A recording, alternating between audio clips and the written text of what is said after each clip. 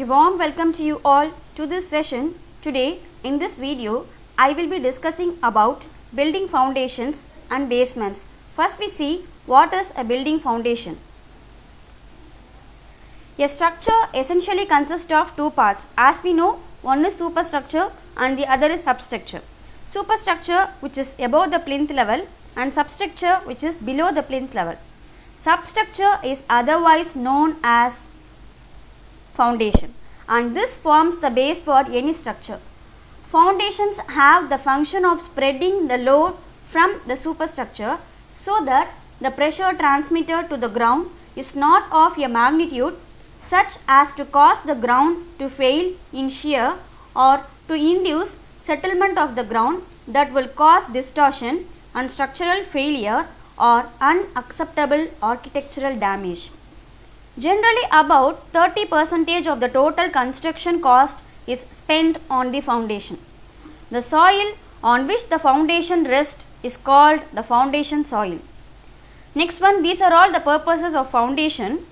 The main purpose of the foundation is to distribute the total load coming on the structure, which means the superstructure on a larger area, to support the entire structure, to give enough stability to the structures against various disturbing forces such as wind and rain, to prepare a level surface for concreting and masonry work. Next we see what are the requirements of good foundation. Initially, footings should be designed to satisfy two objectives. First one is to limit total settlement to an acceptable small amount and eliminate differential settlement between parts of a structure as nearly as possible. To limit the amount of settlement, a footing should be constructed on soil with sufficient resistance to deformation, and the load should be spread over a large soil area. It shall be constructed to sustain the dead load, imposed load, and to transmit these to the subsoil in such a way that pressure on it will not cause settlement, which would impair the stability of the building or adjoining structures. It should be rigid so that the differential settlements are minimized. It should be taken sufficiently deep to the ground, the building, against damage or distress caused by swelling or shrinkage of the subsoil. These are all the types of foundation. The types of foundation commonly used is based on the depth. First one is shallow foundation and deep foundation. Types of shallow foundation are isolated footing and combined footing. Types of deep foundation are pile foundation, pier foundation. Type of pile foundation, which means the pile foundation is further divided into, classified into friction pile and load bearing pile. Let's see one by one. First one is shallow foundation. Shallow foundation, which is also termed as a spread foundation, depth of foundation is less than or equal to its width. Isolated footing in framed structures where several columns are to be constructed, isolated footings can be adapted. The columns involved can be provided with masonry or concrete footing. In case of masonry footing, the projection of each step must be half brick thick and each step is made of one or two bricks put together. Concrete can be molded to any shape, and hence a concrete footing may be a sloping one to provide sufficient spread. Here we can see the image of an isolated footing. First one is masonry footing, next one is RCC footing.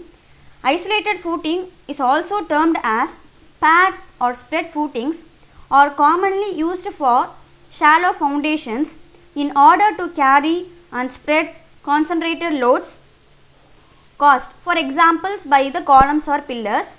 Isolated footing can consist either of reinforced or non-reinforced material. Non-reinforced material means here we can see the image of the masonry footing. It is used to support individual columns. They can be either of steeped type or have projections in the concrete base. In the case of heavily loaded columns, steel reinforcement is provided in both the directions in a concrete bed. Generally, a 15 cm offset is provided on all sides of the concrete bed. In the case of brick masonry columns, an offset of 5 cm is provided also on all the 4 sides in the rectangular layer. Next one is combined footing. Footings are structural members used to support columns and walls and to distribute their loads to the soil in such a way that the load bearing capacity of the soil is not exceeded. This type of footing is adapted when the space between the two columns is so small that the foundation for individual columns will overlap. Combined footings are constructed for 2 or more columns when they are close to each other and their foundations overlap. Combined footings are proportioned in such a way that the center of gravity of the loads coincide with the center of gravity of the foundation. Hence, these footings have either a trapezoidal or a rectangular shape. Next one is size of footing. The area of footing can be determined from the actual external loads such as that allowable soil pressure is not exceeded. So what is allowable soil pressure? Allowable soil pressure, which means the maximum permissible pressure on foundation soil that provides adequate safety against rupture of the soil mass or movement of the foundation of such magnitude as to impair the structure that imposes the pressure. Initially, we can use the plate load test. It is the most reliable method for determining the allowable bearing pressure of both rock mass and the soil. Using this formula, we can find out the size of the footing, which means the area of the footing is equal to total load whole divided by allowable soil pressure of that particular area. So, total load which includes the self weight also.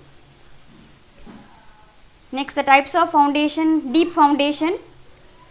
Deep foundation consists of pile and pier foundation.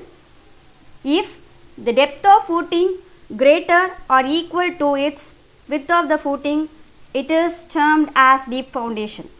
A deep foundation is a type of foundation that transfers building loads to the earth further down from the surface than a shallow foundation, thus to a subsurface layer or a range of depth.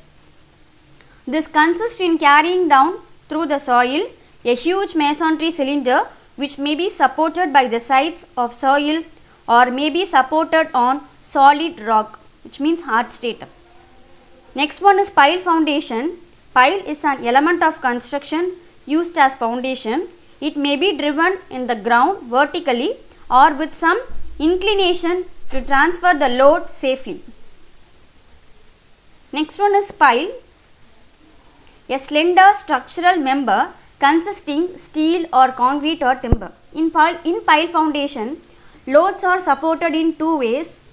If the load is supported by the effect of friction between the soil and the pile skin, it is called friction pile. Friction piles may be made of cast iron, cement concrete, timber, steel, wrought iron and composite materials. If the load is supported by resting the pile on a very hard stratum, it is called a load bearing pile.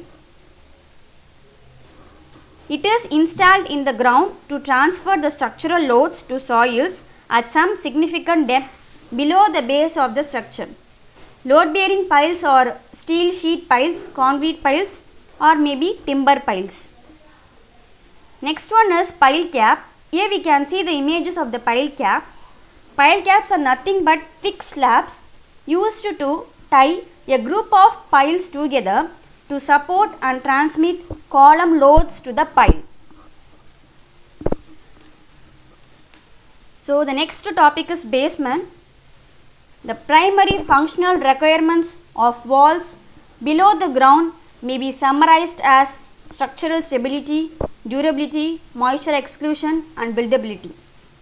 A basement is a story or several stories of a building that are either completely or partially below the ground floor. For buildings with basements, the furnace, water heater, car parking and air conditioning system of a house or building are typically located in the basement. So also are amenities such as the electrical distribution system and cable television distribution point. Let's see what are all the functions of the basement, which provides additional space, which reduce the height of the building, which reduce the size of the foundation. Then selection types of basement.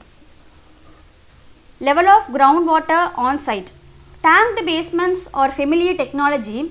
Access to internally tanked walls allow remedial treatment. Perhaps the most common option of small scale basements with traditional wall construction is tanked basement. Possible contamination of groundwater, natural drainage, drained cavities are simple for construction. It can be used where basement conditions do not need to be totally waterproof. Soil type and access to site. Masonry walls or familiar technology allows for ready installation of tanking members to flat wall surfaces. Shallow basement forms with ready access for bricklaying. These are all the types of basement construction. First one is open cut construction, cut and cover construction, bottom up, top down construction. Let's see one by one. For all excavation, the operators must know the line, the final depth of excavation, the approximate width of the excavation at the top, and the location of any services or other hazards. First one is open cut construction. Here we can see the images at two different sites for the open cut construction. If there is a sufficient right of way, open cut trenches can be used in almost any soil condition. Generally, a sloped open cut construction is the most cost and schedule effective method of trenching. When the trench is very deep and or expensive backfill materials are required, then a vertical cut at the toe of the slope supported by shoring may be effective. Groundwater and weak lower layers may force partial shoring or flattening of the excavation. Next one is cut and cover construction. Cut and cover construction techniques has been used for many years as a means for building underground transportation facilities. This method involves the installation of temporary walls to support the sides of the excavation, a bracing system, control of groundwater, and underpinning of adjacent structures where necessary. Cost of cut and cover construction increases sharply with increased depth. The main disadvantage of cut and cover tunnel are its disruptive effects in congested urban environment. Tunnel driving costs are usually higher per meter of tunnel than the average shallow cut or cover tunnel. So the next type is both bottom up and top down construction. Both the bottom up and top down methods take their names directly from the sequence in which the underground structure is constructed. Which means in the bottom up method, the base of the structure is constructed and subsequently moves up to the surface. Totally contrast in the top down method, which sees the top slab being constructed and then construction moves downwards to the base slab. For areas that are heavily built up with tall buildings around and limited space to divert roadways or utilities, the top down method is a safer operation. Here soil movement is limited as the permanent slabs are constructed to act as the rigid earth retaining system. Here we see the bottom up construction, the sequence of activities in the bottom up construction. In the bottom up method, the base of the structure is constructed and subsequently moves up to the surface. It refers to the technique of constructing underground structures starting from the bottom and working upwards. So what is the first step? The first step is obtaining the initial parcel of land on which construction of the structure will take place. Clearing of the ground for the construction site commences and leveling is sometimes required in uneven terrain. Following that, the construction of diaphragm walls or contiguous board piles are possible. For diaphragm walls, Usually a hydrophrase machine is used. This machine has a special cutter. Here we can see in the image, it has a special cutter. The cutter works its way down to the intended level and the slurry mixture helps to keep the shaft intact. Next one, the rebar gauges. The rebar gauges are then lowered into the shaft to provide reinforcement for the wall that is being constructed. While one wall is completed by pouring in concrete and pumping out the slurry, the process commences on the opposite side. Excavation commences and king posts are installed. Subsequently, the next component of the earth retaining system is installed, that is the struts. Excavation commences downwards with the struts being installed at regular intervals to hold the diaphragm walls apart. The base slab is then cast. Now work commences on casting the intermediate level. Slabs and struts are removed. Slab casting continues upwards and the strut removal continues as well. The roof slab is cast and preparations for the construction of entry points begins with the fine layer of struts soon to be removed. With the walls of the entry points up and the roof slab completed, all the struts are removed. The king posts are cut out from the support system as the final structure takes over to support the surrounding earth unaided. Backfilling of excavated earthwork over the completed structure begins while work on the entry points commences in the earnest. The structure is capped off and the diaphragm walls demolished from the top of the construction level. This is a quick system that allows the contractor to focus on one job at a time. So this is the sequence of operation in the bottom up construction. In the top down construction, it will be totally contrast.